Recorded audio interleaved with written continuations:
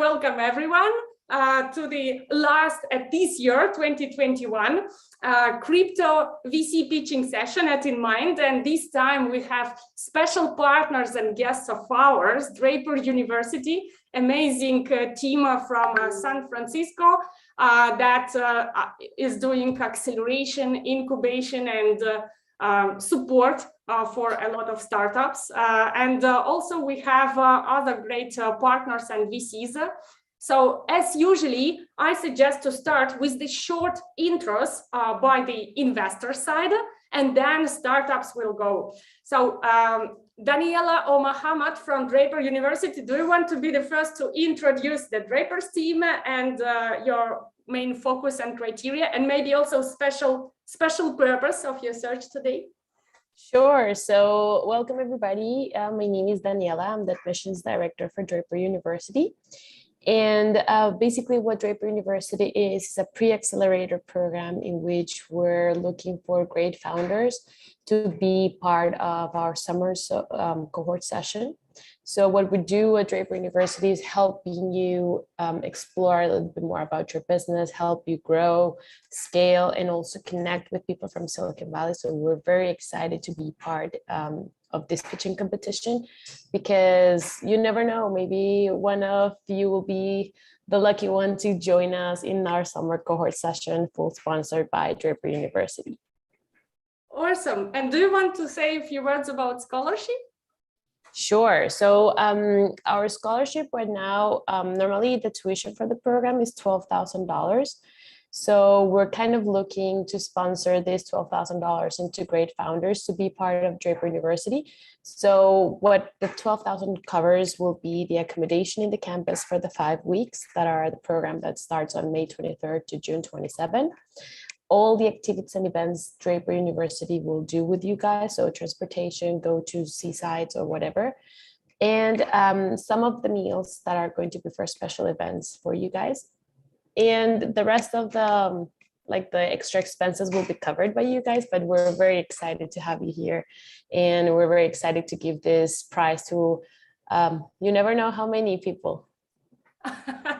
Very intriguing. Thanks a lot, Daniela. And I just want to add my 5 cents. I know quite a number of founders who participated in the previous cohorts of the Hero program, jumping or running on the desert together with Team Draper and amazing team, and spending 3 or 5 weeks there all together, accelerating, overcoming challenges. They were so fascinated. So it's not only amazing opportunity to get to know new people and to challenge your skills and your nerve system, but also amazing opportunity to enter the US market, to get new connections within the Draper VC and Draper Associates network, because later on, after the acceleration, there are also introductions with the VCs, right, Daniela? Yeah, so basically what we do is once they become like a Draper alumni, you're always in our network. So we normally have around 30 funds all over the world. So maybe we can also get into that introduction in case that you need something. But the first thing will be like being part of Draper, being part of our community, and then we can help you with everything that we have on our network. Amazing. Thank you very much, Daniela, Mohammed, for joining it. And I think that your colleagues will join also shortly. I want to give the word to Stan Stolberg, co-founder at Scaleswap IDO Launchpad and also crypto VC investor. Stan, would you say a few words about your investment focus? And yeah, sure. Thank you, Nelly. Hello, everybody. My name is Stan. I'm co-founder and CTO at Scaleswap. The fairest IDO launchpad. So IDO launchpad is the link between the private sales and the public launch of projects, and therefore it's so important, let's say, for early stage projects. Besides of this, we do also incubation of projects. So we take early stage projects and look if they pass our committee, and if this is the case, we can start incubating and help in every direction, starting with marketing and ending with technology also advice. Yeah, I'm not for the first time here because we are very great and big partners with InnMind, but it's every time really cool to see new faces and new projects, and I'm looking forward. Thank you, Stan. I want to give the word to Garlam Won, managing partner at Momentum 6 Capital. Garlam, please don't forget to unmute yourself and introduce briefly your investment thesis.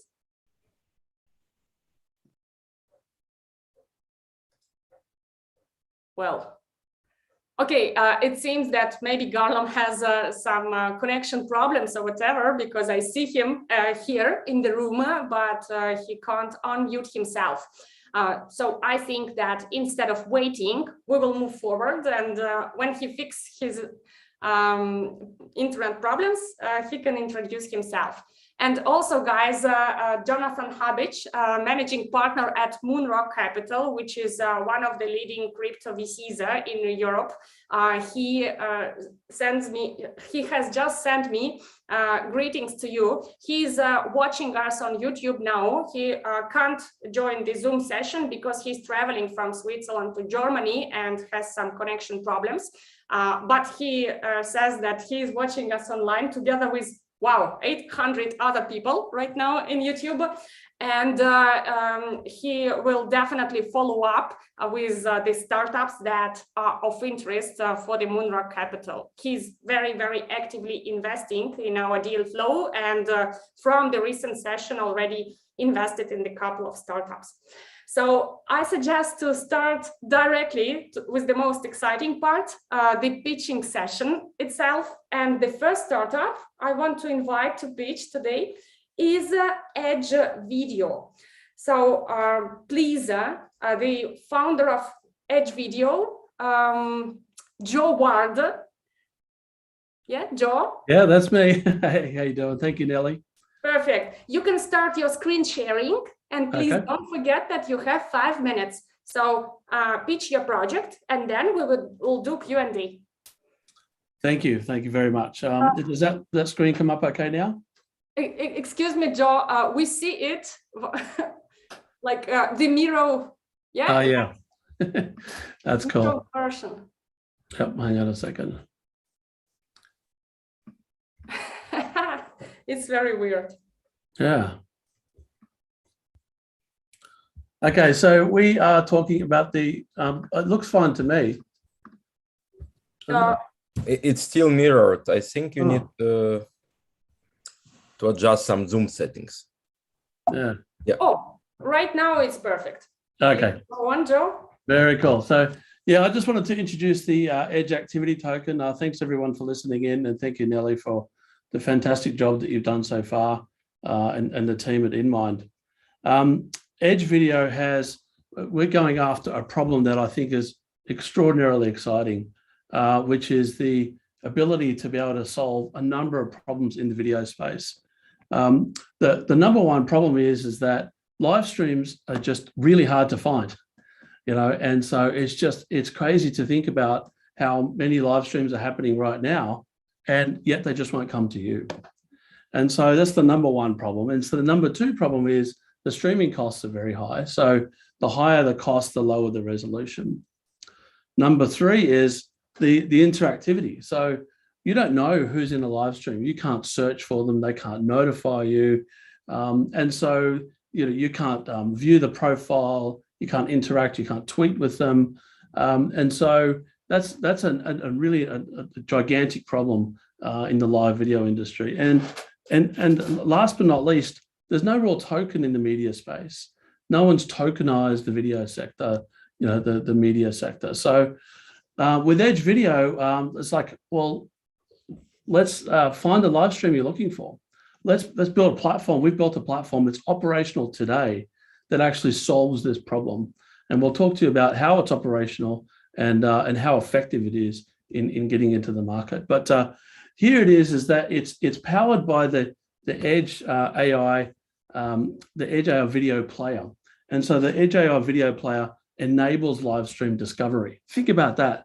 Every time there's someone of interest to you, say if it's Tim Draper or if it's Nelly or if it's Stan, and they're live right now, the system sends you a notification on your desktop or on your phone. The desktop notifications are already up and running. We've already got multiple channels using the platform. And so it comes to you, it sends you a notification. What if you actually want to go and do a search, right? So if you want to do a search on the live stream, so I think that's really something that's really incredible to see. And let's just have a little bit of a play with it and see what it actually looks like when we're doing it. So I'll just stop the share here, and then I'm going to switch screens. So I'm going to share my screen, and then I'm going to go to Poker Night, and hopefully that's up and running. Is the system handling that okay? Yes. Great. Okay. So here we're talking about something that's really, really different and really unique, which is the ability to look at live streams. It's system detecting, what's going on, get notifications like I'm asking for here, follow someone on Twitter, come down here, and then what about this? Let's connect our wallet. So I can connect my wallet to the platform. I can click on the Polygon system here. I'm sure you'll be very happy about that. Here at Scaleswap, and then all these new features are arriving. So now I can do AI correction, and I can also do AI tagging. This is all using our patented peer-to-peer, technology. So you can see here there's detecting Bart Hansen and Joe Stapleton. And now that I've connected my wallet, I can actually interact with his live stream and participate in it. So think about what the potential of that is, about being able to, really drive the live stream and tag. So fourth is the fourth part of the solution is very much around the model. So I'm just going to flick back to the other screen here and then show you the model. So here we're talking about the Edge Activity Token. And so the Edge Activity Token is a currency for the media sector. We just sold $125,000 worth of tokens in return for $125,000 worth of advertising a couple of weeks ago to one of our player users. And so we're starting to get this ability to tokenize the media space. And thanks to our great advisory board, including the former president of Verizon Media, we're getting great feedback, from the marketplace. But here we can do some extraordinary things, and including using Faces. Faces is our NFT product that's coming out of this. So our system can recognize 300,000 plus people, and we are the first to pioneer. I think it's really exciting.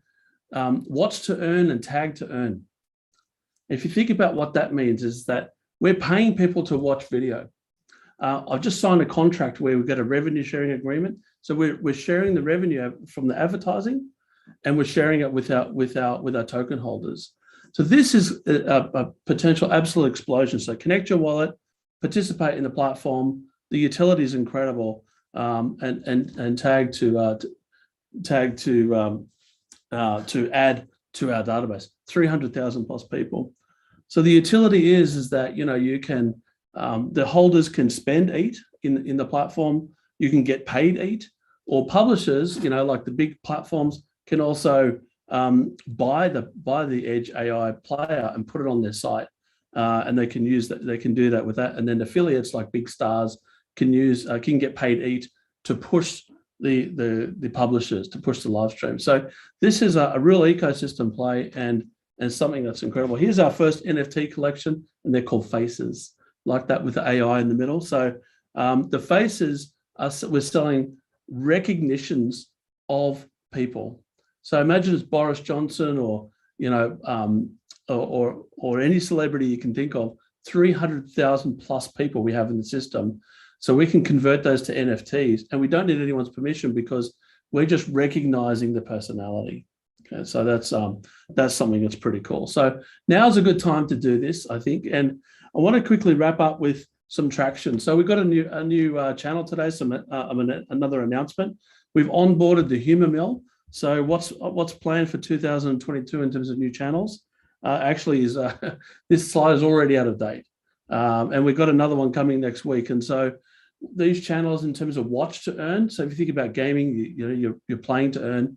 Here we're pioneering watch to earn. We've got the best team. Look at what we built so far. We are operational. Tomorrow we're onboarding more channels. Tomorrow we get more revenue.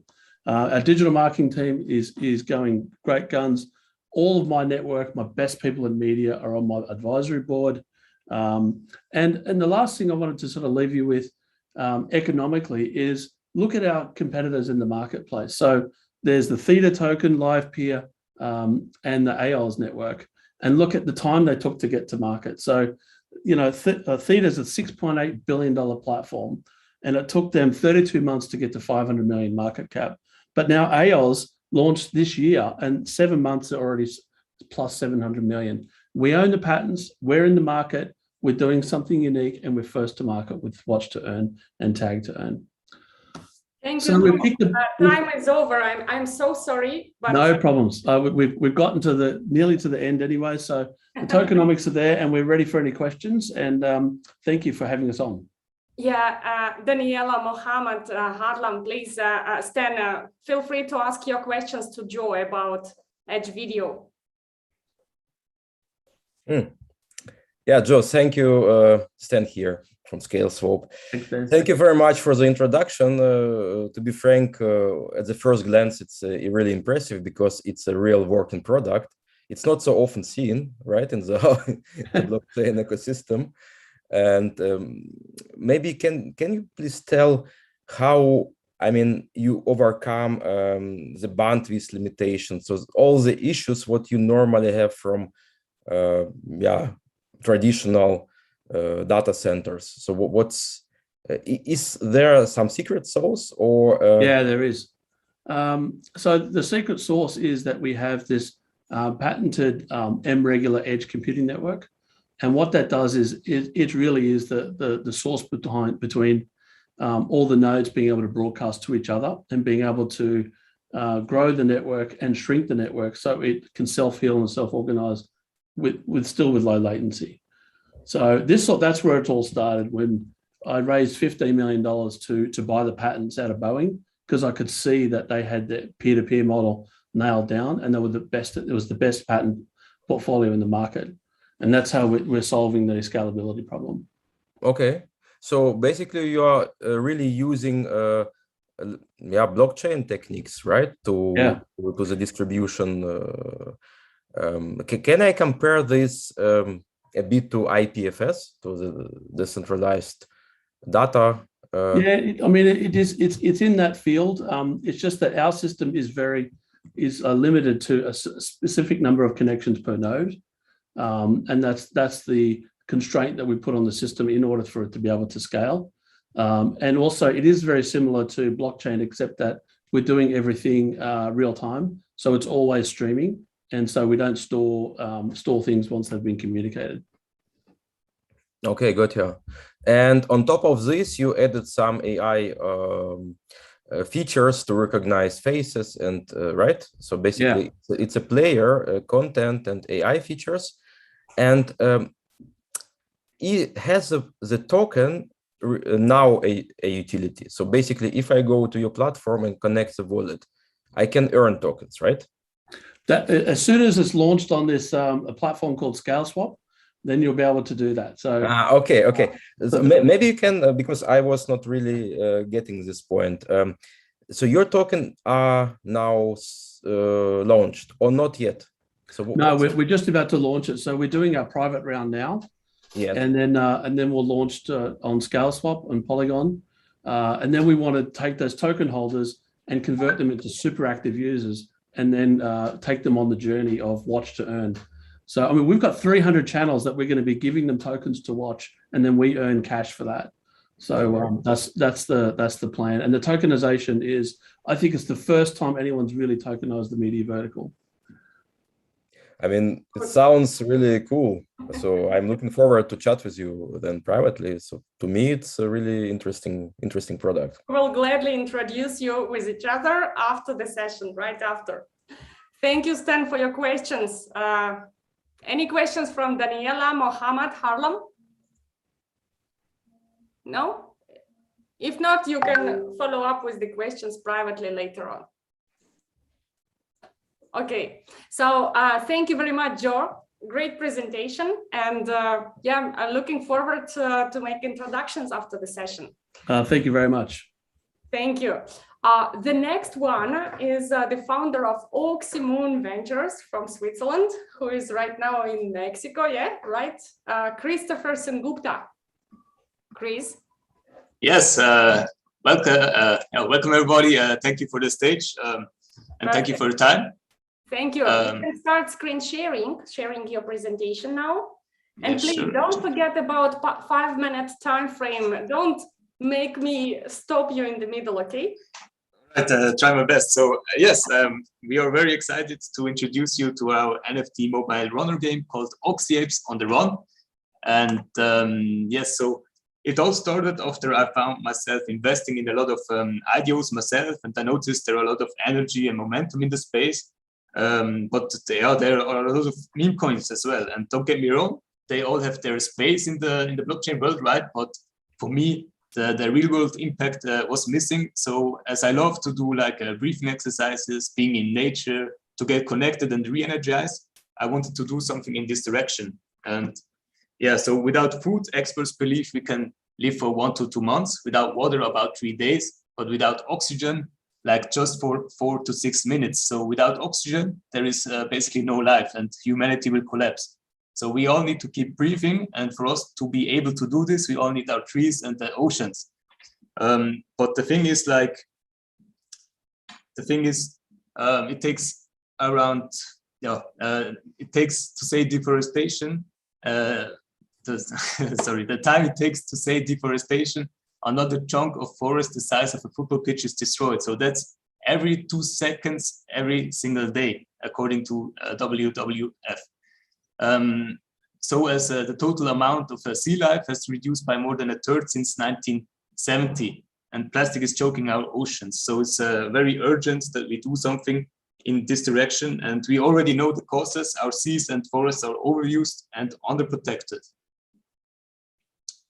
So even if we have the solutions, the challenge is getting everyone on board and agreeing a way forward to address the key challenges affecting our forests and the oceans. So we are planning to leverage all the momentum and energy of trending areas like mobile gaming, play to earn, edutainment, and NFTs in order to plant seeds of consciousness and have the capital for a positive change on our environment. So the goal is to create a fun and long-lasting game that engages the players, spread more awareness, encourage them to a responsible consumption, and also incentivize them to do a lot of transaction. So each transaction is taxed by 5%, whereby 2% goes to a pool, and the purpose of this pool is to plant trees, clean the oceans, and much more in the real world. So basically, the impact that's happening in the game will be mirrored into the real world. Needs of consciousness and have the capital for a positive change on our environment. So the goal is to create a fun and long-lasting game that engages the players, spread more awareness, encourage them to a responsible consumption, and also incentivize them to do a lot of transaction. So each transaction is taxed by 5%, whereby 2% goes to a pool, and the purpose of this pool is to plant trees, clean the oceans, much somehow more. I can hear me talking. What's happening in the game will be mirrored into the real world. It's of consciousness. Can you hear me all? Capital for a positive change on our environment. Hello?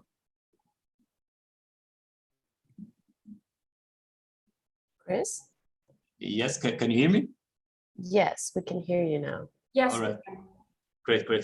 So here we have a chart about 3 possible scenarios. So the first one is that we have like a projection of an estimate of 1 million estimate of 24-hour trading volume. And with 1 million, we would have like 7.3 million per year to invest to plant trees and clean the oceans. That would equal to, in the first scenario, to 949 million pounds of oxygen that can be produced from mature trees a year, and like 175 million pounds carbon dioxide can be absorbed. And to put this into comparison, that's like 100 million pounds of carbon dioxide is like equal to not consuming over 4.2 million gallons of gas. So what is Oxyapes on the Run? So it's basically about a monkey called Oxymoon that grew up in the jungle, and he saw that everything got fucked up, right? Frankly to speak, like all the trees get cut down, oceans get polluted with plastic. And since then, he is on a mission to counteract this with his fellow companions. And so players will be able to do like oxygen producing upgrades in their home base via a coin, the Oxy token, and each transaction is taxed by 5%, like mentioned before, whereby 2% goes into a pool. And the purpose of this pool is to really plant the trees and clean the oceans. So like mentioned before, the impact that's happening in the game will be mirrored into the real world. And here we have a look at their revenue model. So one revenue model is like from the 5% tax, there will be 1% that will be collected into a pool. That's the purpose of this pool is to for marketing purposes and the development of the Oxymoon of the project and the community. The second source is about made off of primary sales of Oxy Apes NFTs, and then we have finally the royalties of secondary sales of NFTs. Then we can have a look at the rewards for the players. There are 4 rewards for the players. The first one, of course, the characters they are able to play in the game are NFTs, of course, right? So they are able to develop them, so they get more valuable. They are able to sell them, and it's all about a mobile runner game like a Crash Bandicoot or Temple Run. So it's all about overcoming obstacles, fight bosses, and in return they also get experience points and of course Oxy tokens. They even can play against other players online based on the stake. And if they don't have the time to play the game, they can put their NFT characters into an ape meditation room and get also rewarded for that. 30 seconds remaining. All right, so we are aiming to be the first serious mobile runner game in the blockchain space with a special twist to have an evergreen positive impact on the environment for us and generations to come. And we believe we have the best. We believe we have the best team possible to create that. And next to that, we think we can have a big advantage being a first mover in this category. And we also believe if you put in the work for something bigger than just a feather pocket, that you will be compensated even more. And we have a game development team of more than 35 years combined experience in the gaming world. We also work with the blockchain integration part team members that helped well-known projects like Sandbox, Atari, or OpenSea. And besides that, we are working closely with our advisors and partners, so as investors, in order to create long-lasting game and the community growth, so as a player base. And so we just started the seed round a few days ago, and we get a lot of interest from well-known VCs. They already committed like around 1 million to invest, and we also had like a call with well-known VCs, like for example Animoca brands. So we are looking forward to get to know suitable partners that believe in the vision and mission, because that's important for us. So thank you, Chris. Time is over, but you can keep the presentation open right now, and on the Q&A you can answer the remaining questions. So Stan, Daniela, Mohammed, Garlam, please unmute yourself to ask the questions. Yeah, Daniela, Mohammed, please go on.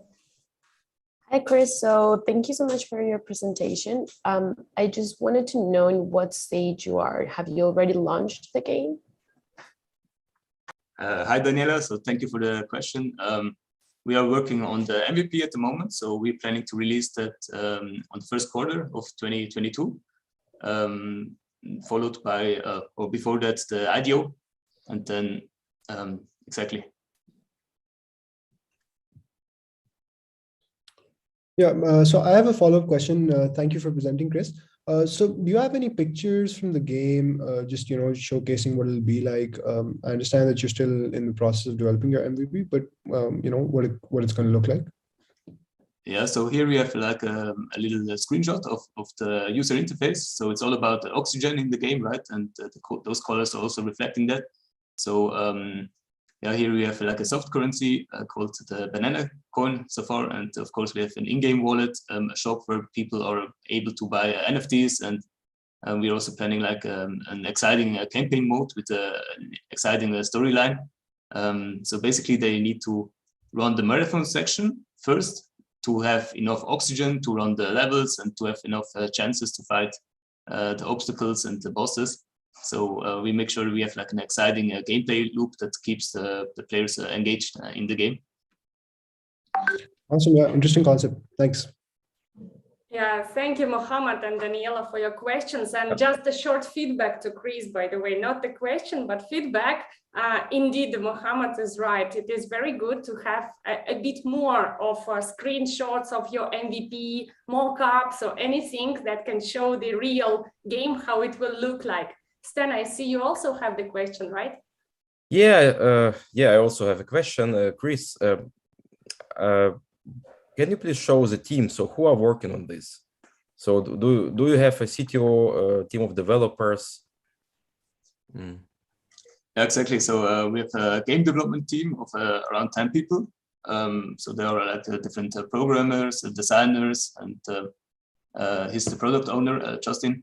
And they have like 35 years of combined experience in the game development industry.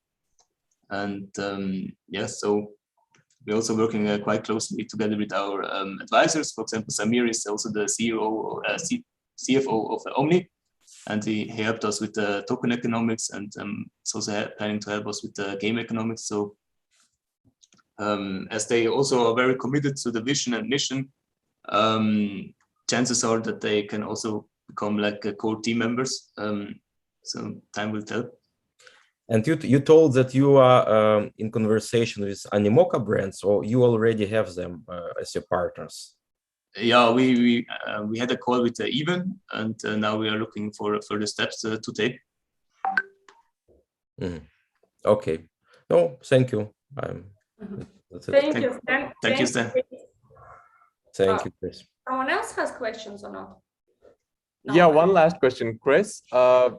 It's Suffiyan here, great pitch. Just wanted to ask, are you also exploring having a guild that would issue NFTs to people who can afford them? As Yeah. X or YGG calls them scholars, I believe. Good pointer. Yes, of course. We are planning to allow players that can't afford to buy an NFT to to have the futures that they can land it, and of course then they can share the play to earn rewards resulting from that. Okay, thank you. Thank you. Thank you very much. So yeah, I hope we will collect good positive feedback regarding you after the session and make intros. And right now I want to introduce the next startup. So this time the company TGDAO and co-founder Slavik Fokin. Slavik, are you here? Yes, of course I'm here. I'm happy Awesome. to be here. And today I would like to present you TGDAO 3.0. Do you already see my screen? Yes, yes. Yeah, that's great. So let's talk about TGDAO. This is a launchpad and incubator for tokenized startups.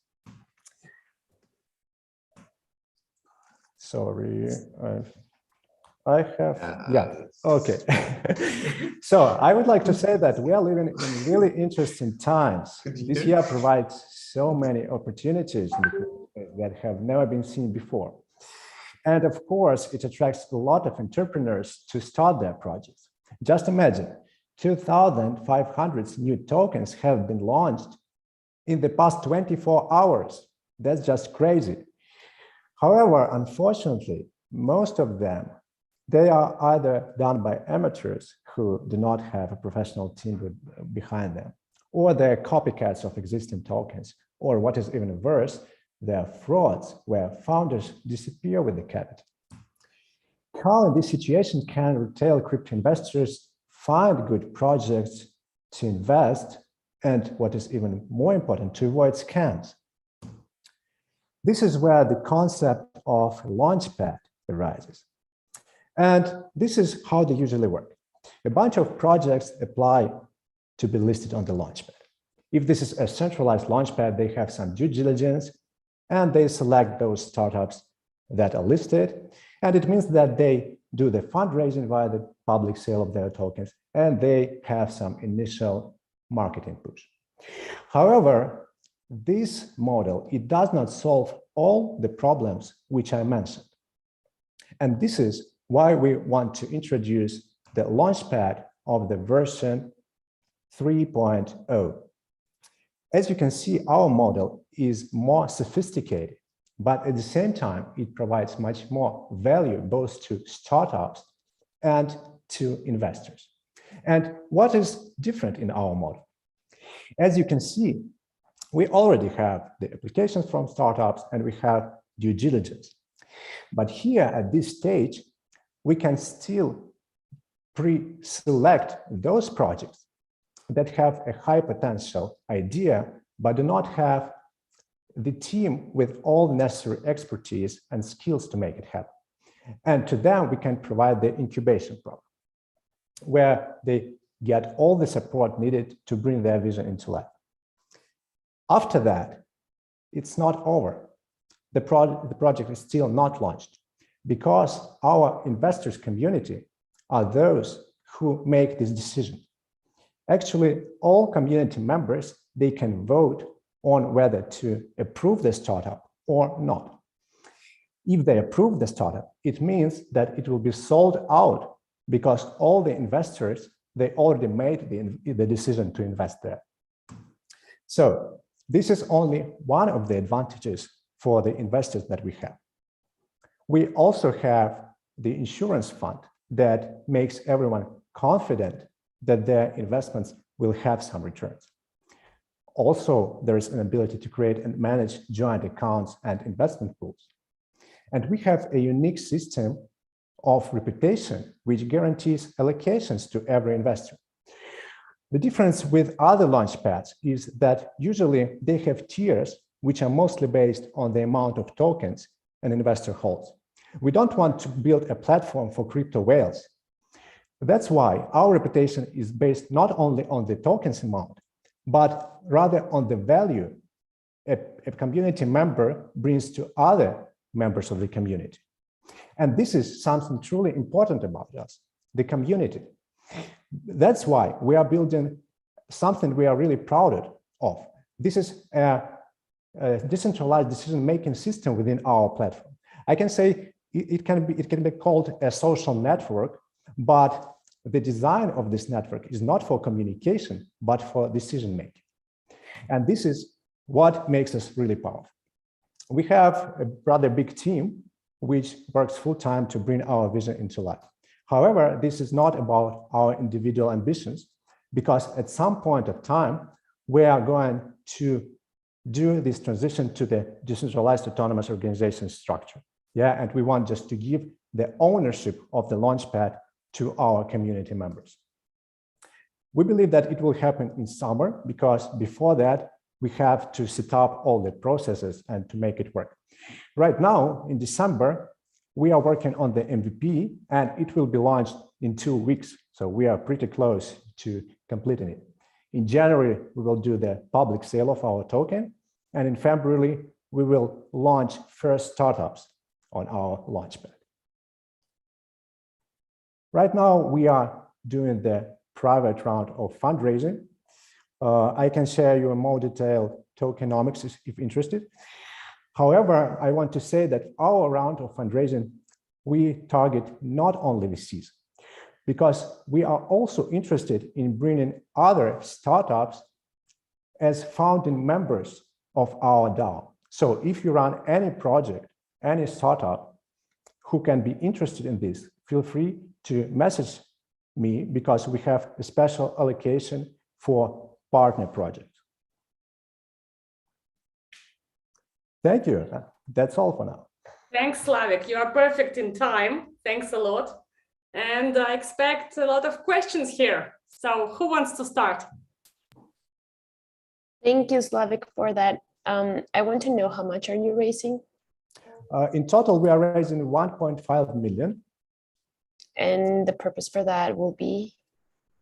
The purpose. What is... the use of funds, you mean? Yeah.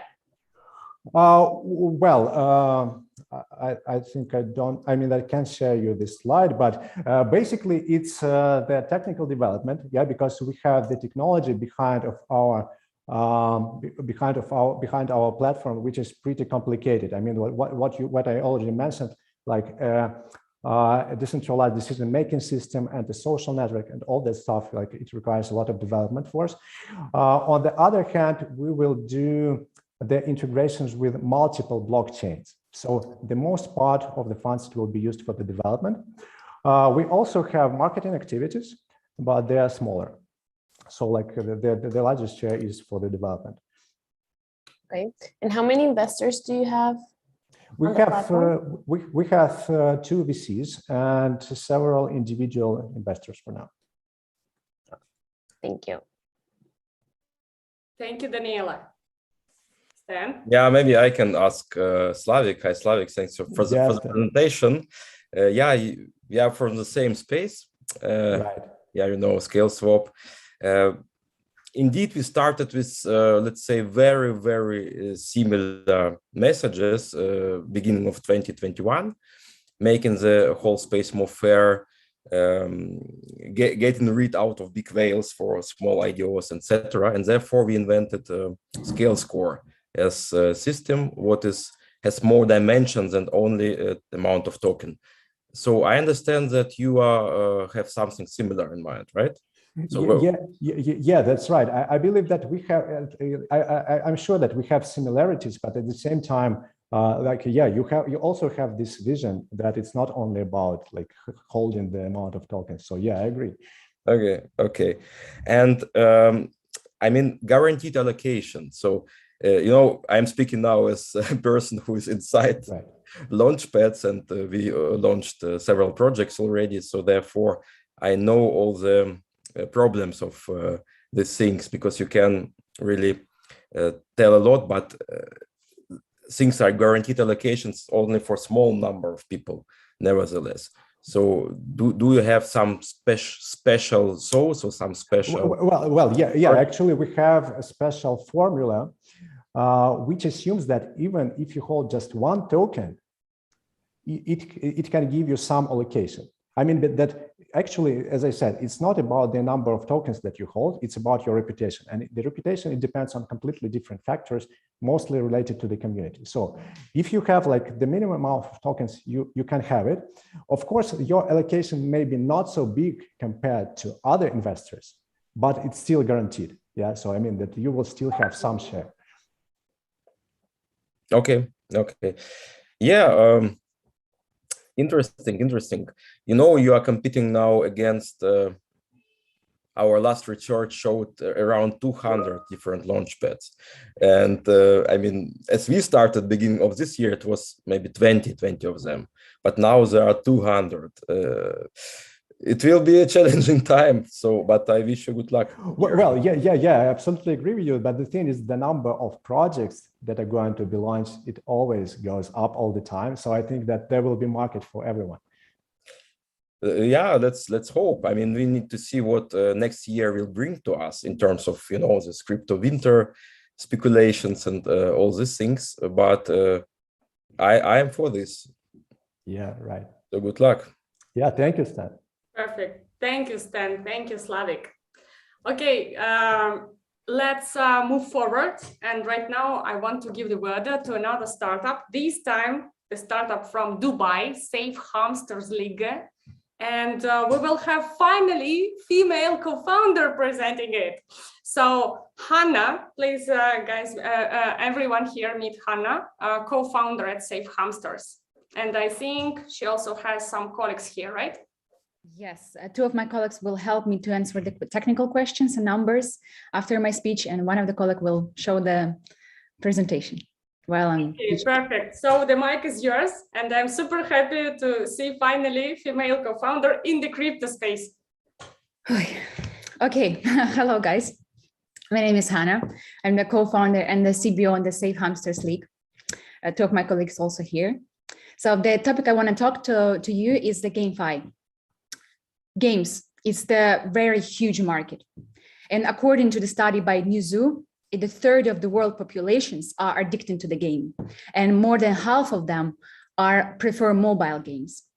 But there is several problems. players do not own their purchases. So in-game items can be equipment, weapons, anything. They increase the gamer's performance and it helps enjoyment of the game, but serve no more other purpose. As a result, they fall into the expenses, entertainment expenses, rather than investment. The business models of the games are mostly free to play or pay to play. Either they pay and play or play for free and spend a lot of time on it.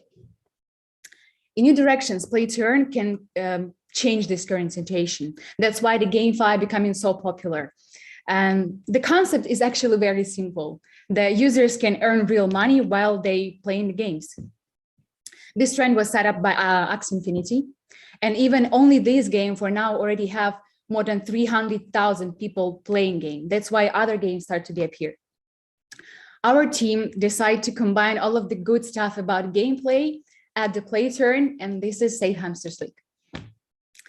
Safehamsters League is the play turn AR 3D blockchain mobile game. Comparing to other crypto games, we don't want to just add one simple thing to the game and connect to the play turn, but we want to combine, for our opinion, 4 best features in the game and open the play turn. So, because after all, the people are staying because of the interesting product in it, not just because they can earn. What is interesting in our game is AR. When the Pokemon Go was released, everyone was crazy. Everyone was just going and searching for these Pokemons and completing tasks, quests. In our game, you can use your hamster, go and see what is the nearest quest near to you and go and complete it and get rewarded for that. The second thing is the 3D graphics. In the 21st century, we're so skeptical to the graphics. We want it to look beautiful. So we decided to be more sophisticated, and that created 3D graphics. Customization.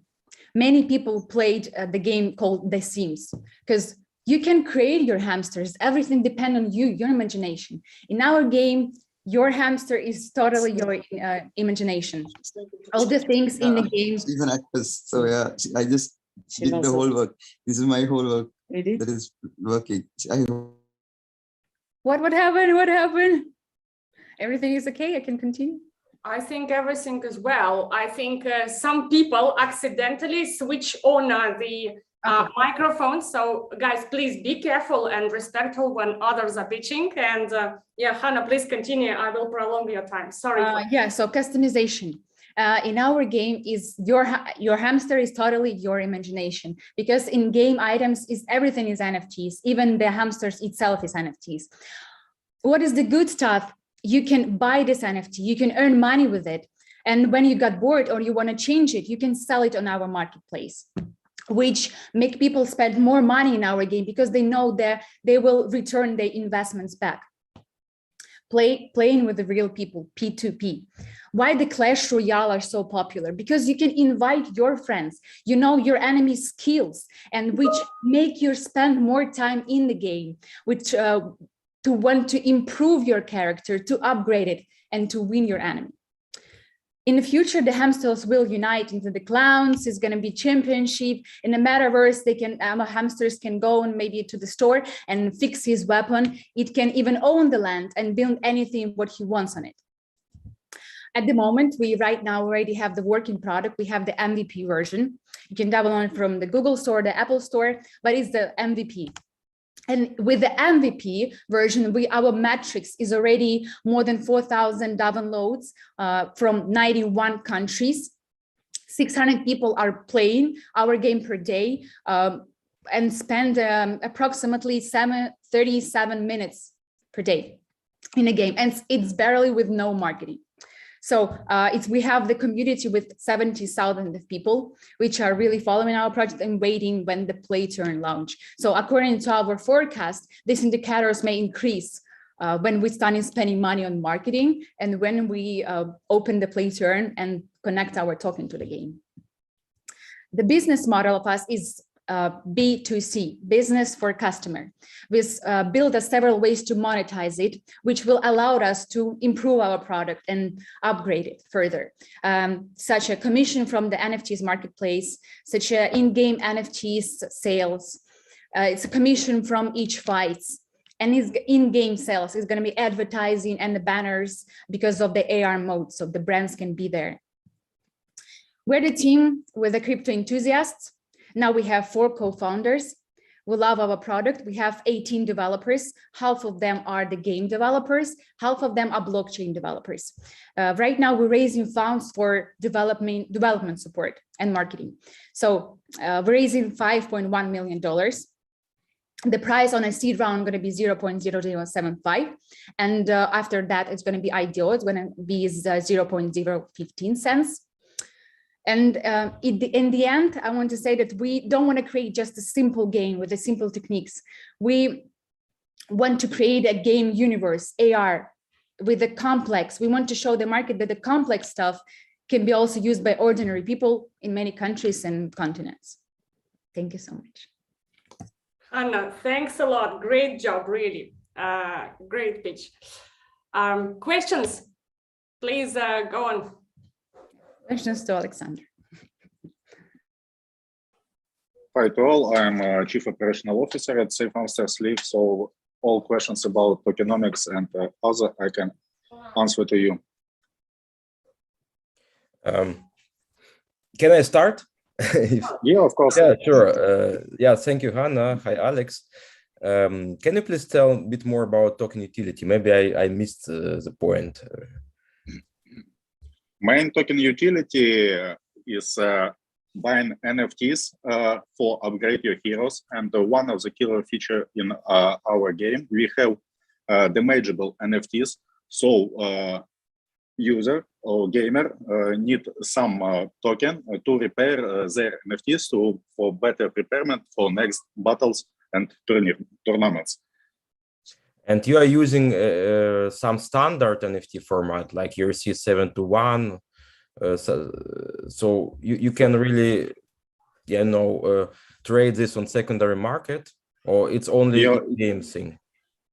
Yeah, of course, it can be traded on other markets. We have, for now, we have own NFT marketplace. Part of our NFTs are tradable for now.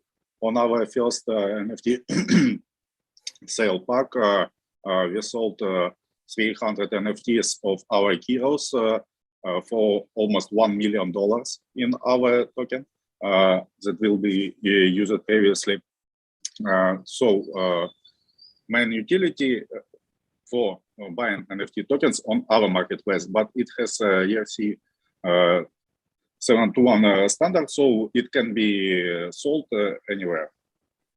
Okay, got you. And you guys are also, so you have experience in building games, right? Or it's your first? Yeah. For gaming experience, it's our first gaming experience, but we have developers who had a lot of experience in building games. Okay, and how far are you with the technology? So when you plan to launch an MVP at least?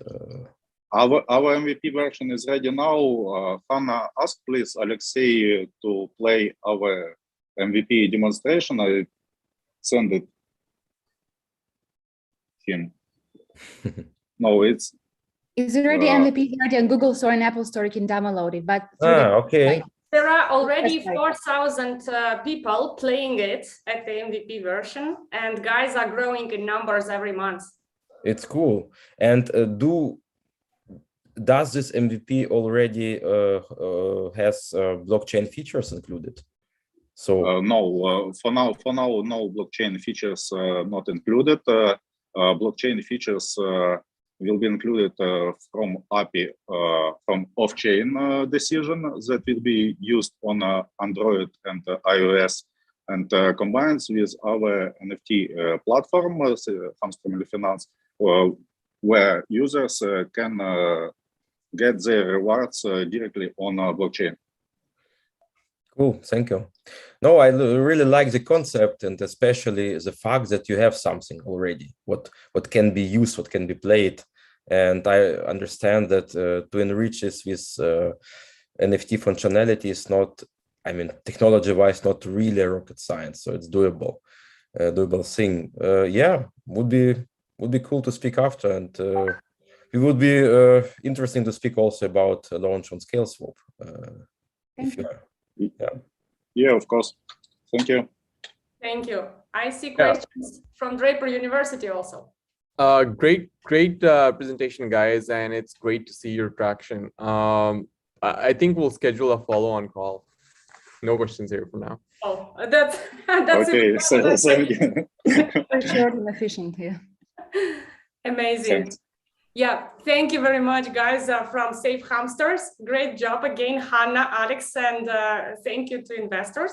We will move forward and, of course, follow up after the session. And I want to give, thank you, guys. I want to give the word to another startup, this time from India. So the startup Saraverse and the founder Praveen Anasuria. Yeah. Hello, everyone. Can you hear me? Yes. Okay, great. Yeah, hi, everyone. I'm Praveen Anasuria from Saraverse, from India. We are developing a portal to open metaverse on mobile. Yeah, our long-term vision is to build an open, decentralized creator economy by bringing complete ownership of digital identities, data, and assets into the hands of a billion people. We're glad that many companies are going in the direction, but the identity problem is still to be solved. We believe that the whole aspect of Web 3.0 is like owning your own identity, and that's the area we are mainly focusing on. We essentially see two problems in open metaverse ecosystem currently. Most of the open metaverses or sandbox games are mostly focused on Western market. We see huge opportunity evolving Indian market, which is expected to reach like 650 million gamers by 2025. Currently, we have 350 million mobile gamers. To reach these customers, localized content is very necessary, and this is where we see our opportunity. On the other hand, we see we are solving the identity problem of a metaverse. Most of the identities and reputation around these identities are locked in centralized networks. We're currently using wallets, but wallets, we believe, doesn't have a complete self-sovereign features, and also they are not a fun way to represent oneself in a metaverse. There are self-sovereign identity wallets, but they usually lack adoption because there is an egg and chicken problem. Unless there are many verifiers and issuers, there won't be issuers, and likewise.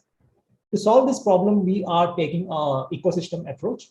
For a user, for an end customer, we are developing an app where they can create their avatars, they can customize it, and they can create a lot of content around avatars, post on other social platforms. And also eventually they can log into avatars, games, and different worlds, which we'll be developing, and our partner ecosystems will be developing. On the other hand, it is a behind the scenes wallet that will store identity mainly, and in long run it will also store coins and NFTs. Players could able to develop their metaverse reputation or gaming reputation, making a universal profile. So we are targeting gaming sector initially. Eventually this could be applied to DeFi and DAOs also. We are targeting gaming because we are focusing more on soft credentials. So one of the reasons actually SSID lack adoption is because they focus on hard credentials, because as soon as somebody logs in, usually most of the apps, they ask to upload like passports or driving license, which we believe hard credentials. But soft credentials are like emails and phone numbers, and we are focusing on the use cases around soft credentials initially, so that the adoptions can be increased over time.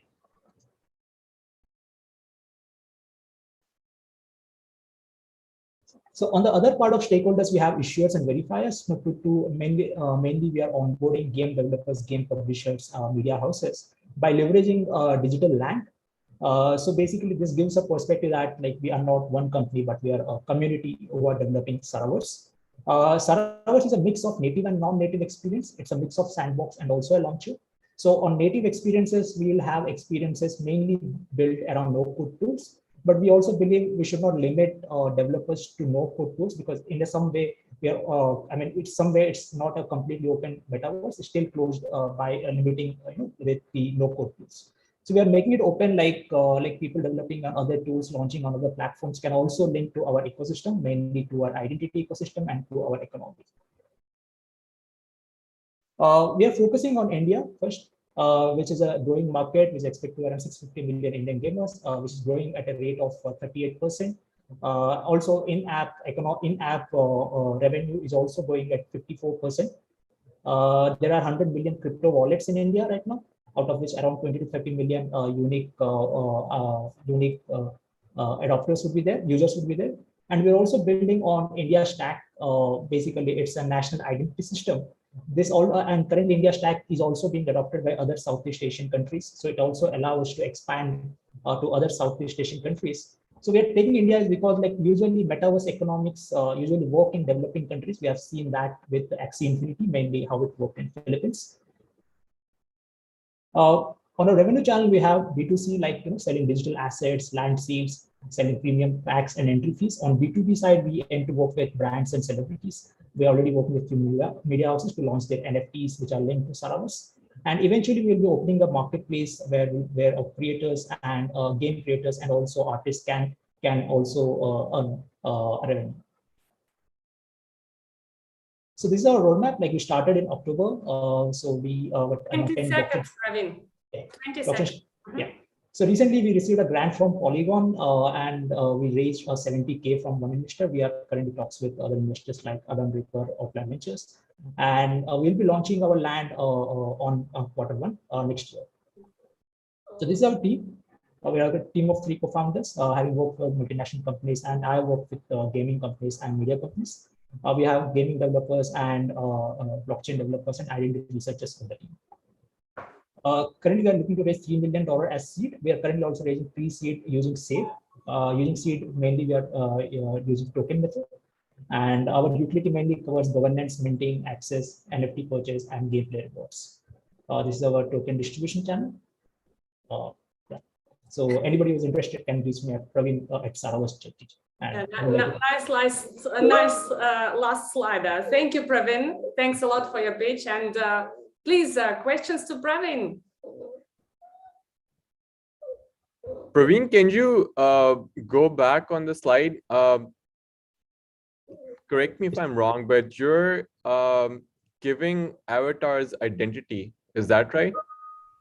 Yes, yes. So yeah, yes. So basically, we're developing a visual layer on self-sovereign identity. So let's say a user comes in, like they can create their avatar and then link it to an SSID. So it's just a visual layer. It's a way of representing an identity. But technically, it's the same. Yeah. So it's a layer representing an identity just for the gaming world. Is that right? Yes, I mean users can have multiple. Will it be like a LinkedIn for gamers? It could be like as the reputation system grows, it could be a LinkedIn for gamers, especially like they can carry reputation from one network to another network. Let's say now we have PUBG and Free Fire, which are essentially the similar kind of games. But if in PUBG, let's say I'm very experienced and I have like high level, but I can't transfer that reputation to Free Fire. Now this interoperability can come like with this kind of system. And it is also completely an ecosystem play. So like also gaming companies need to accept this SSID, but it also has a lot of advantages because gaming companies are also want to move away from identity management services and they want to use SSID kind of IDs. And what do you think would be the biggest risk to you? The biggest risk, so the biggest challenge is like to develop the ecosystem, basically getting like big game developers and also onto the platform. The biggest risk would be like mainly because the whole economy is linked to these tokens, and it's not just us developing the economy; also it depends on the players. So basically, game economics would be a crucial thing for us. Like we have seen many games fail because of game economics. And that's one of the reasons like we are already in touch with some game economics. One of our advisor Vita from Sony space is also game economics. So yeah, we'll be getting more game economics as the system becomes more complex. And what about competition? Who else is building something similar in this space?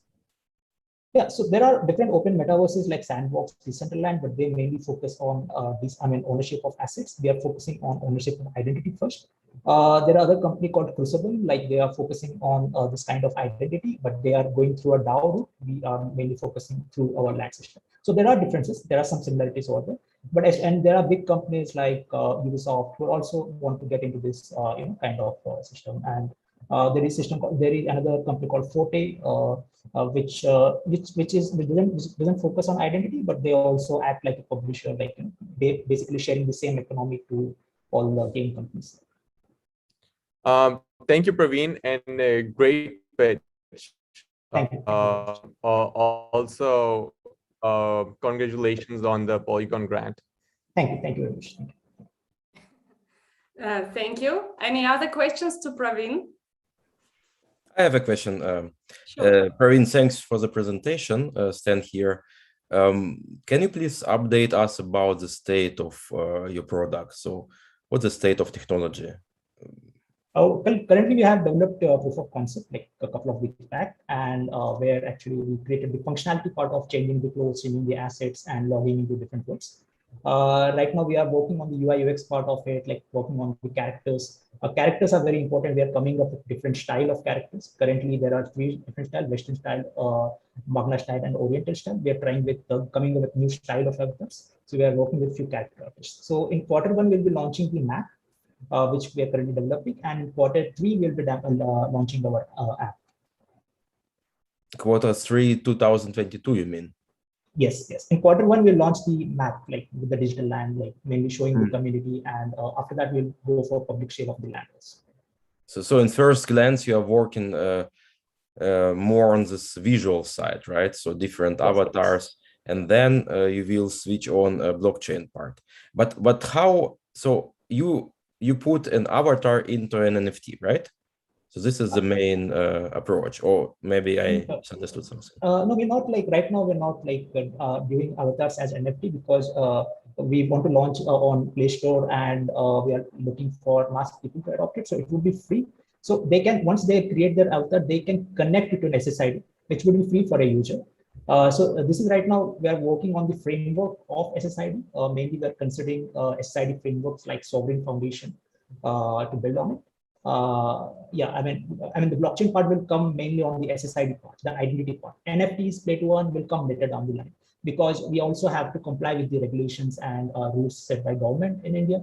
So I think it will take another year to to get this sector regularized.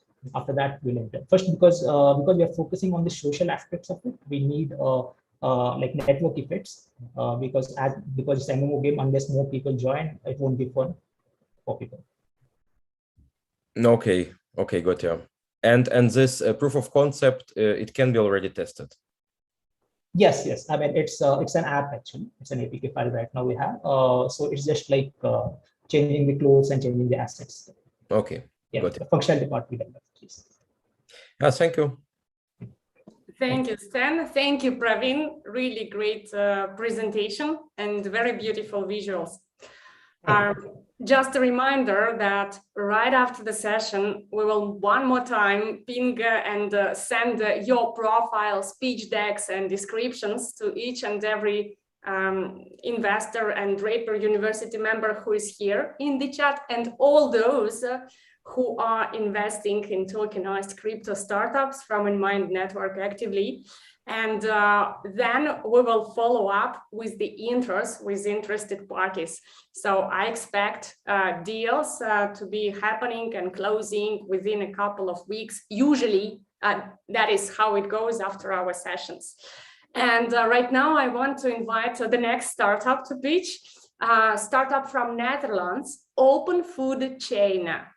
And the founder of Open Food Chain, Daniel Daniel Verwij. So I want to address this. I'm not actually the founder. I'm just a product owner, but our founder is actually also female. So you might like this, or our entire board is female. So this is that's quite nice. Sorry, I just read your profile description. So yeah, founder is amazing female. I think it is Marieke, right? Marieke, yeah, exactly. Sorry so for my pronunciation. No, that's fine. That's fine. So can you guys see the deck? Yes, I can. And if I remember, Jonathan Habitch from Moonrock likes startups from Netherlands. So Jonathan, if you are watching us in YouTube now, keep attention. Oh, that's perfect. That's perfect. It's nice to hear. So thank you for the introduction, Nelly. So what we are building is Open Food Chain. Open Food Chain is a blockchain for the food industry that we've been developing since 2019. We are currently live with around 50 partners on our platform. So why are we building this?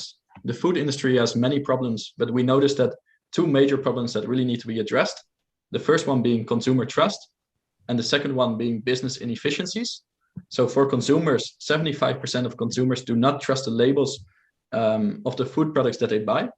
So basically, consumers want more information on the products that they buy. A recent documentary, Seaspiracy, is one of the great examples for this. The second thing is businesses lose billions a year due to inefficiencies in the supply chain.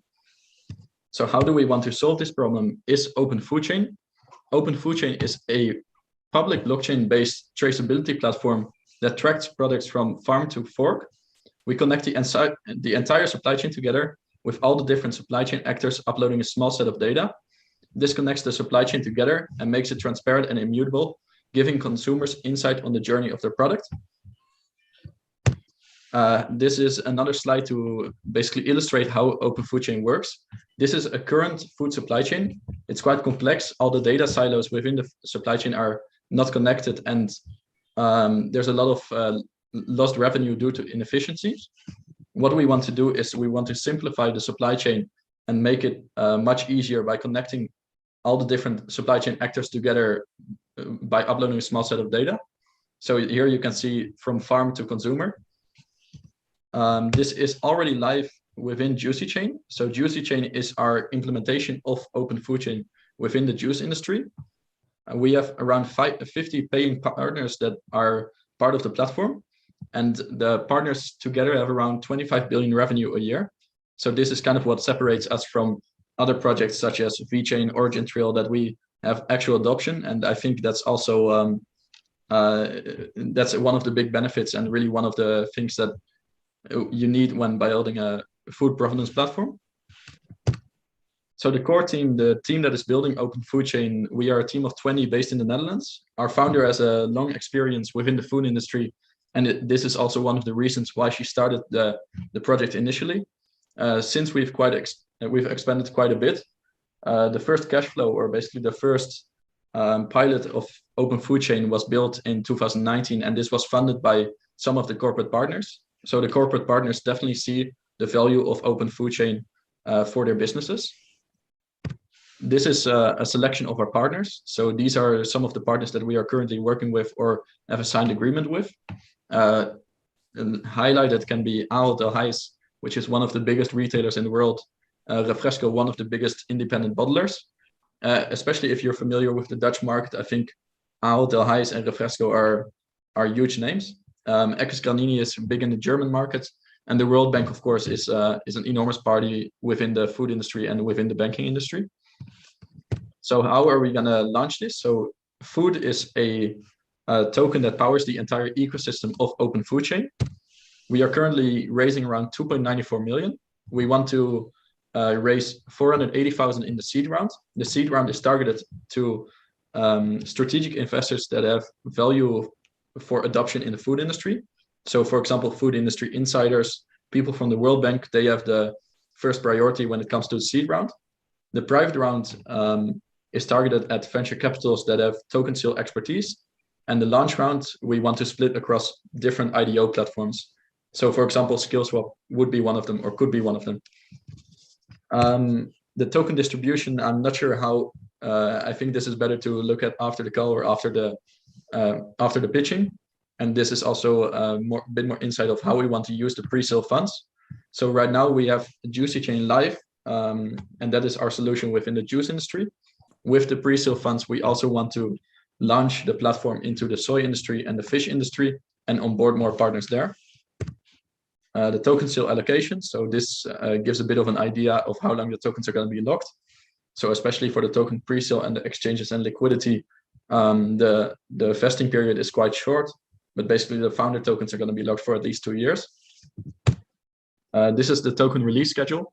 So this is a 2-year graph. So it ranges from 2020, it should be 2022 actually, till the end of 2023. So that's one of the things I kind of need to fix. The token utility, I think this is interesting to talk about. So in order to be able to use Open Food Chain, you will need to lock the food token. This is what we want industry partners to do, and they are actually willing to do this. And right now we have around 50 industry partners onboarded, and we believe that with the current adoption rate, and the adoption rate is going to increase over time, we can definitely see that the locked food is going to increase in the coming years. So this is the projected token lock. 30 and seconds. 30 seconds. Okay. So the projected token lock, or the projected lock of total USD value of the tokens, is going to be around 15 to 20 million by the end of 2023. And I think this kind of sums it up. And basically, the last thing that I want to say is, with Open Food Chain, we are building the entire data infrastructure for the food industry. And this is something very beneficial and very interesting to different partners within the food industry. So for example, a retailer can use Open Food Chain to build an incentive program, or to have a consumer loyalty program. And that is basically what we are building with Open Food Chain. Thank you, Daniel. And I suggest the rest you can clarify in the Q&A part. Yeah, of course. That Stan already unmuted himself. Probably he wants to. Oh, really? Oh, sorry. No, it was by accident, but okay.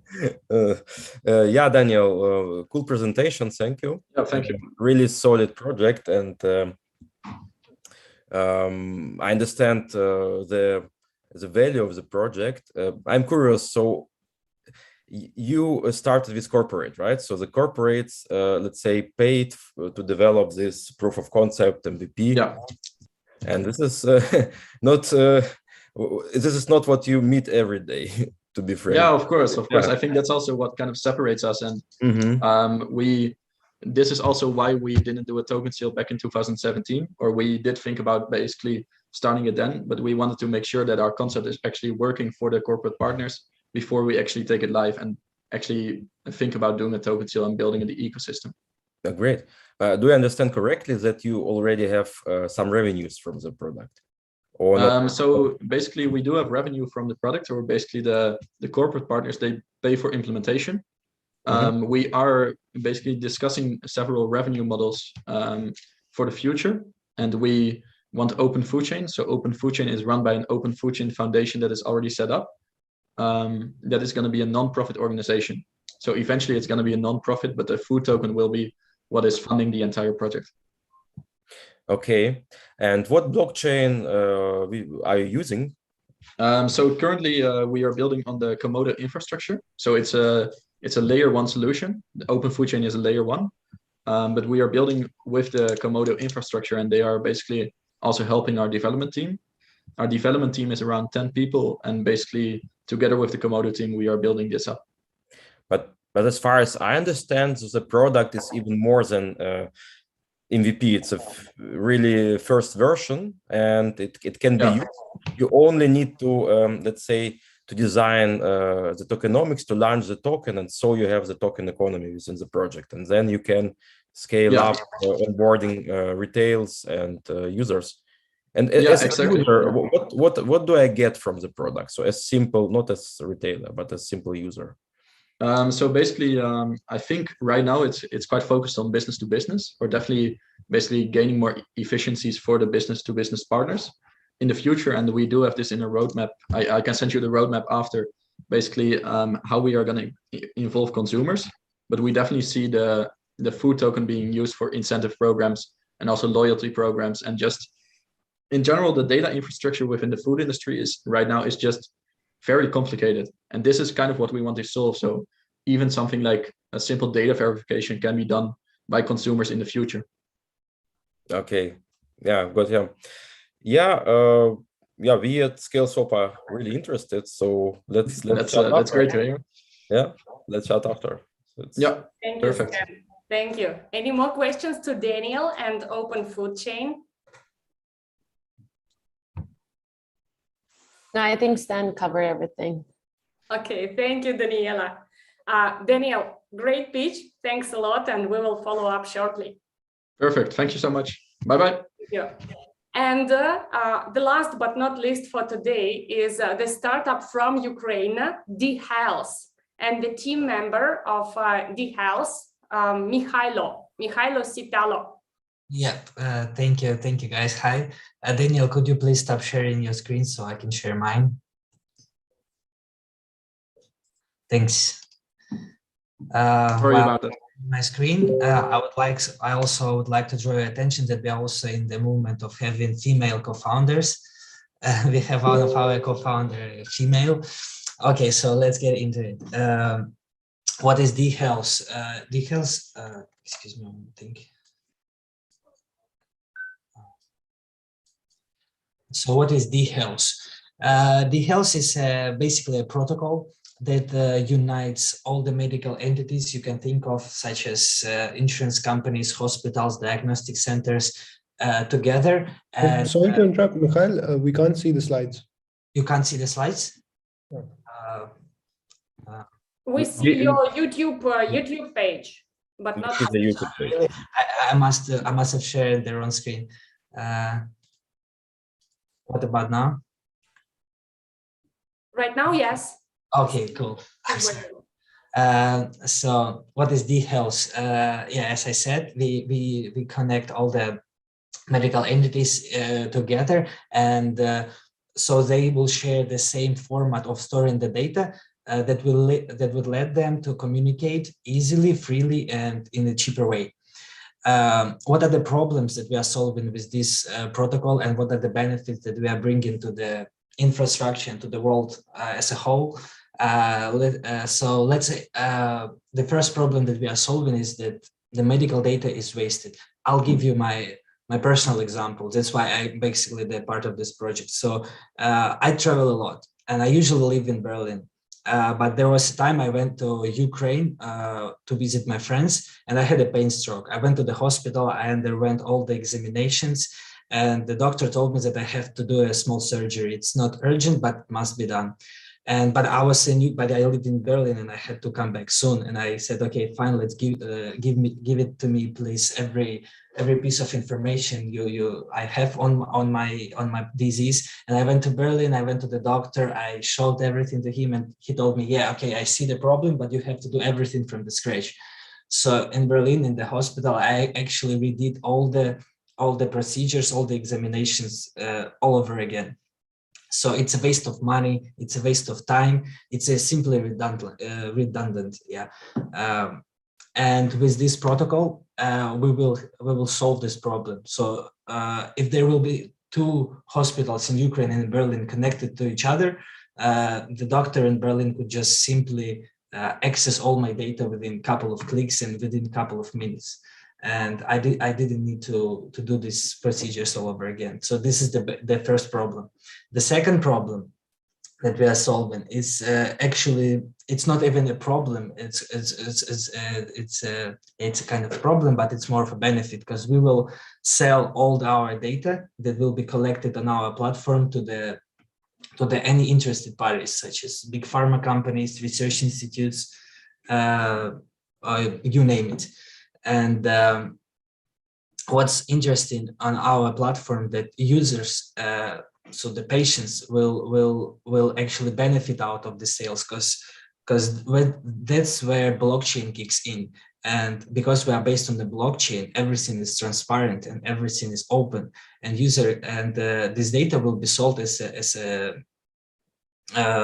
blockchain transaction in the blockchain transaction, and user can see where his data is used. And moreover, in the transaction, in the smart contract, it will be written that the patient will get a small part of the revenue back. So basically the user is the patient is generate the data.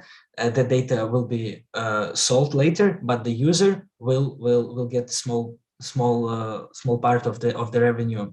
Mikhailo, sorry for interrupting you, but the slides are not changing. I don't know if it's on purpose or not.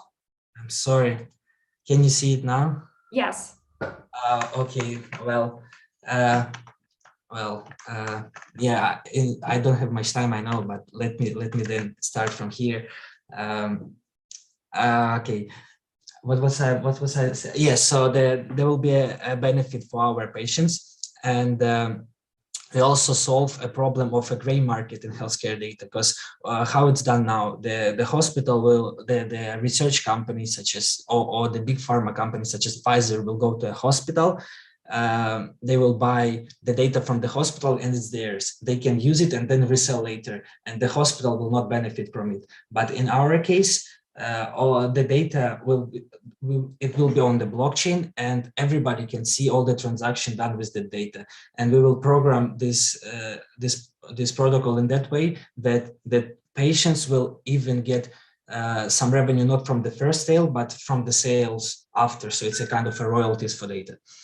And yeah, what's more, this is actually a working business model. So that is not our dream of creating this. It's actually already working business model, because we have right now 650 hospitals connected to our platform that holds 2,300,000 patients, healthcare records.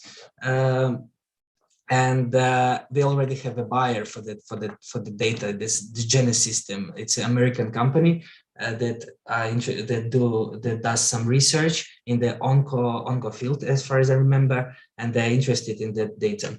And our total addressable market, as you can imagine, the healthcare market is huge, and our aim is to connect all the hospitals in the world, so anybody can have their data into one.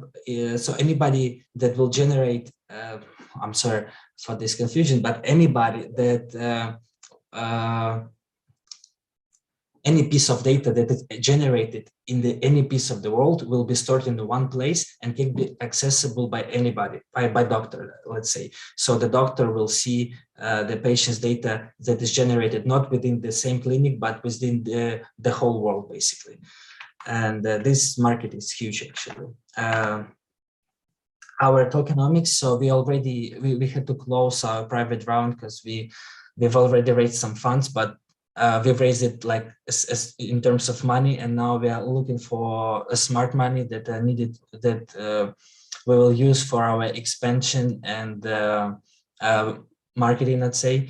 And we are selling now our tokens for 2.5 cents.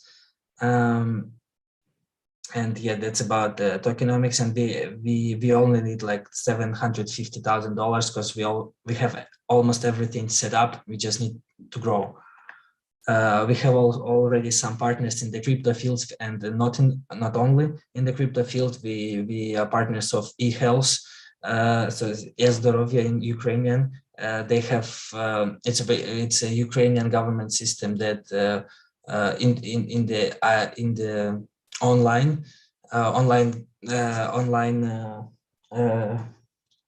online government healthcare system. Yeah, that's what it is. Ministry of Health of Ukraine. In the crypto field, it's Peanut and Purify.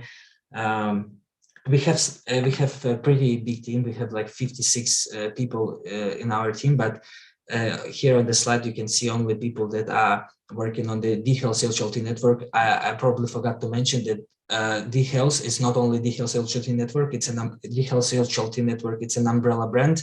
And we also have some other DeHealth projects, such as AI bot, basically the application that are run on the data on this DeHealth HLT network, but it's a separate product. It will use it's an AI algorithm that process all the data on the HLT, on the DeHealth HLT network, and gives personalized advices to people.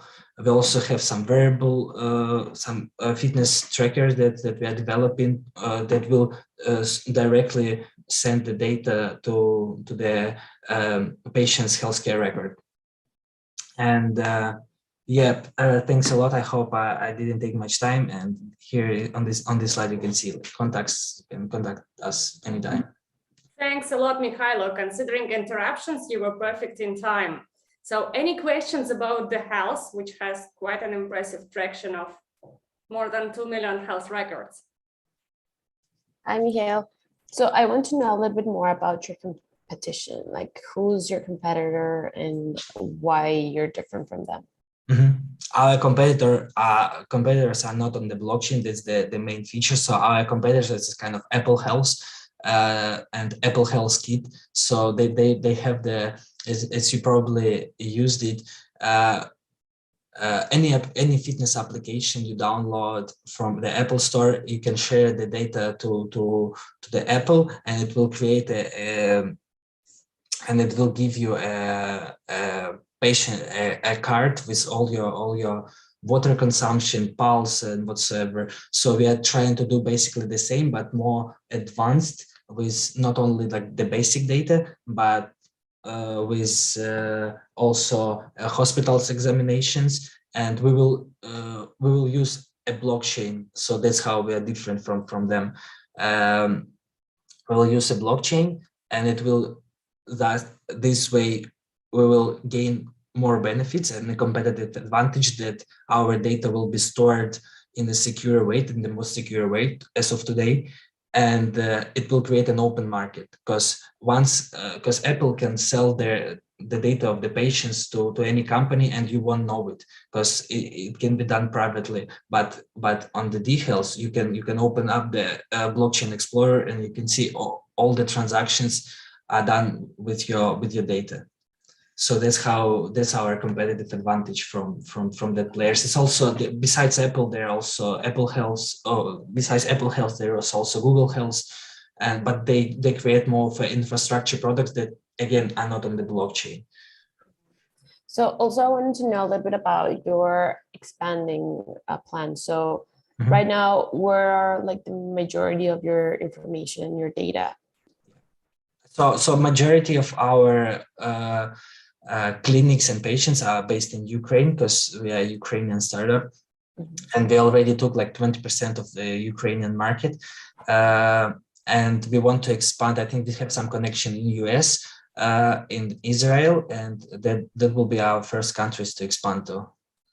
And have you raised any money at this point? Yeah, we did raise some money from private funds and from private investors, and but they don't help us much with in terms of, I don't know, strategic things. They just gave us money. So that's why we put it on our website that we are closed our private round, because we don't need just money. We already have money. We want to be known, and we want to expand. So we are looking for, so there's a small allocation actually left, and I think any one of you can actually fill it really quickly, but we will have to then talk personally what you can help us with besides money. Okay. Thank you so much.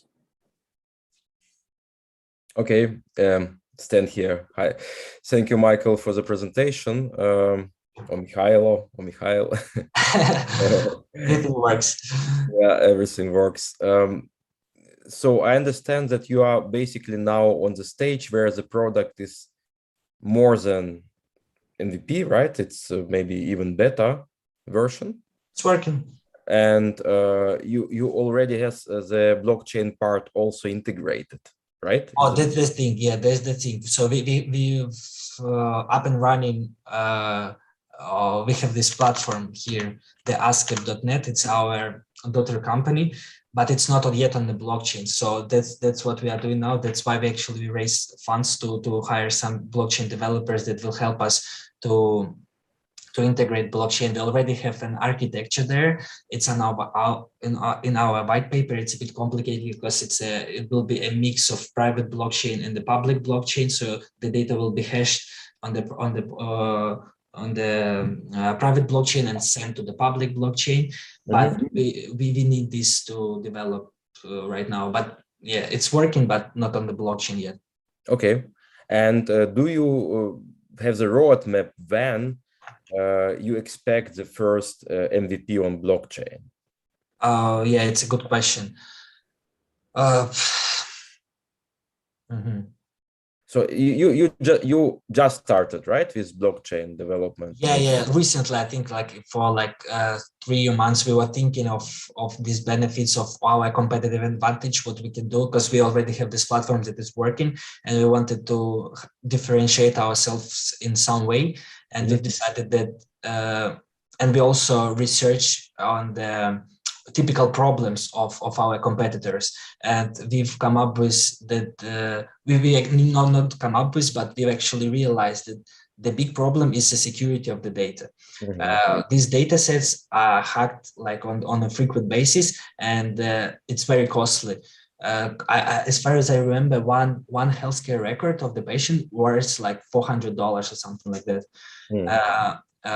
So we were thinking of, okay, how we can make our database secure, and the blockchain came up, and we've decided to put it on the blockchain and move in this direction. But then you also need to work on token economy, right? You need to understand. Oh, by the way, I didn't mention it. Yeah, thanks. This is maybe one. Thanks for bringing this up. It's actually the most interesting part for you, I think. Our tokenomics, like our token utility, is that all the transactions and all the operations I mentioned will be done by the help of HLT tokens. So for the company, in order to buy our data, they must buy first HLT tokens and then pay us with these tokens. We're actually afraid of this tokenomics because medical data is not cheap. So, for example, the data set can easily worth millions or tens of millions, and the company should go to the open market and buy our tokens for that amount of money. And for them, it will be not kind of reasonable or I don't know what to say. Like for them, it will be not beneficial probably. So we will have to work it out, but we will try to figure out these things. But we're actually afraid of too fast too fast growth of the token price. And by the way, as I mentioned, anybody can access our database via API calls. The thing that they are developing in parallel right now, that's the mobile app that is AI based. It will be using the data. They will using the data that is stored on the DeHealth HLT network and kind of process it and give people a personalized piece of advice. And that app will also pay for API calls and HLT tokens. So the utility is great for this token because every access to the data will be paid via HLT token. Okay. I liked also another aspect what you mentioned before about revenue sharing with the patient. So this is something what you need, maybe even work more on this, because this is something, this is appealing, right? This opens not only B2B opportunity, but B2C. And this sharing things are very, very in trend now. So I can tell you, I really like the project. It's a really cool also product. I had a look. It's only in Russian. I speak Russian, but others cannot read this website what you showed because it's only in Russian, right? So it doesn't. No, it's not in Russian. It's in English. Yes, because you don't have any. Not your website, but website of the MVP. This ISP. Oh yeah, AskNet. Yeah, because it's based in Ukraine. That's We've saw that it's actually a cool business, and we want to expand that, and it will be for sure in English. And your platform is basically what is there, right? This is the platform. Yeah, this is our so DeHealth network. What I'm pitching right now, it's an umbrella brand, and AskNet is just our sub brand. One of I think one of 5, one of 6. Yeah. Okay, good. Okay, but anyway, we are interesting. So let's chat after, so we can thank you. I think we can help you with tokenomics and with some tokenized business models as well. And once it's done, welcome to Scaleswap to launch your IDO. So thank you so much. Wow, one deal is already happening right now. I'm super excited to observe this. Thank you, Stan. Any more questions to Mikhailo? Oh, we're good. Thank you. Okay, perfect. Thank you, Mikhailo. And that is it for now. So before we finish, I want to ask our respected participants from the investment side. So Draper University team and Stan, can you please share some feedback or recommendation for the participating startups and all those. Oh my God, 2,000 people were watching us live in YouTube, guys. So hope you were not nervous to understand this. How could they be better? What are the typical mistakes you've observed today? Not in general, but today, and what could be better? Maybe without naming names or with featuring companies. Maybe some recommendations on what could be improved. Maybe more info, more focus on traction, less blah blah. Anything else? It's really valuable. So yeah, what normally we try to do, well, Draper University normally try to make the pitches in 3 minutes, because of course we kind of understand that you want to give a lot of information, but not all of them will be like very relevant for things. So what you need to kind of put the information or things, for example, in terms of what is your problem? What are you trying to solve? A little bit about your traction. Of course, numbers are very important. A little bit about your competition. So why you're special, why we choose you instead of another person. So these kind of relevant things. The rest will be like more after someone get interested in the idea. So you can just put more information into what you're trying to build. But the thing is that a pitch is kind of a teaser. So you kind of need to attract the attention on very specific things. But all of you did a great job. If you have MVP, you should definitely show as well a little bit about your demo. Also is very attractive. So yeah, thank you so much. It was very, very great. We'll get in touch with InnMind and give the next steps for us. Yeah, definitely. You need to digest, I guess. And thanks a lot, Daniela, for mentioning these, because guys, I remember some of you when we discussed previously and made these introductory calls, you said that 5 minutes is too short. Did you hear it? In Draper University, they train to do in 3 minutes pitch, and that's even enough. So 5 minutes is more than enough. And second, about competition, it's amazing that Daniela featured this, because many of the startups in crypto space, I don't know why, but specifically in crypto space, forget to do the competition analysis slide. So don't forget this, guys. Thanks a lot, Daniela.